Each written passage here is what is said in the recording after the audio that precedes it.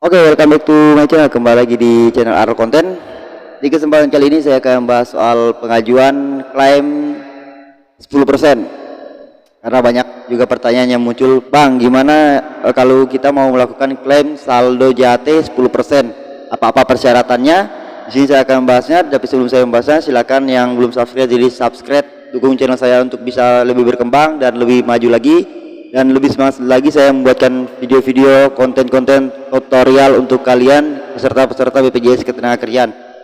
Di subscribe, di like, komen, dan nyalakan lonceng notifikasinya, dan jangan lupa untuk di share. Kita masuk ke pembahasannya. Nah, oke guys, jadi di sini untuk langkah awal ini saya pakai rekam layar ya, biar lebih paham.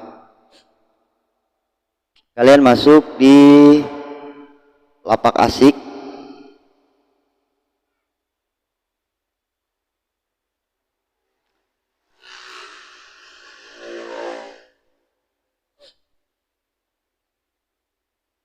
Kita tunggu loadingnya guys.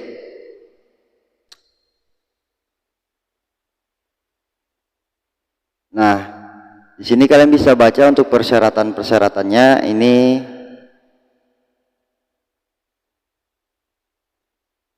di sini kan peserta mencapai usia minimal pensiun 56 tahun. Itu untuk jaminan pensiun. Peserta mengundurkan diri, peserta mengalami pemutusan kerja atau PHK, kepesertaan 10 tahun.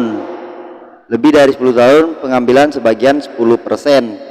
Kepesertaan lebih dari 10 tahun, pengambilan sebagian 30%. Jadi ada klaim saldo JHT 10% dan ada 30%. Untuk syarat dan ketentuannya kalian harus baca di sini. Nah, di sini kartu peserta BPJS Ketenagakerjaan, kartu tanda penduduk atau KTP, NPWP bagi peserta dengan saldo lebih dari 50 juta atau peserta yang telah mengajukan klaim sebagian.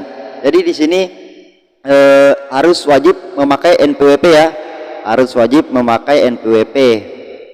Dan untuk pengajuan 10%, pengambilan saldo JHT 10% ini harus yang masa kerjanya sudah lebih dari 10 tahun. Misalnya kalau dia misalnya ada 2 PT nih, PT pertama dia kerja 5 tahun, terus PT kedua itu 5 tahun, itu belum termasuk kriteria sebagai penerima 10% atau 30%. Jadi harus dalam satu PT itu 10 tahun, tidak bisa digabung-gabung seperti PT A 5 tahun, PT B 5 tahun digabungkan jadi 10 tahun, itu tidak bisa. Itu dia dihitung satu PT atau per PT 10 tahun, minimal masa kerja 10 tahun.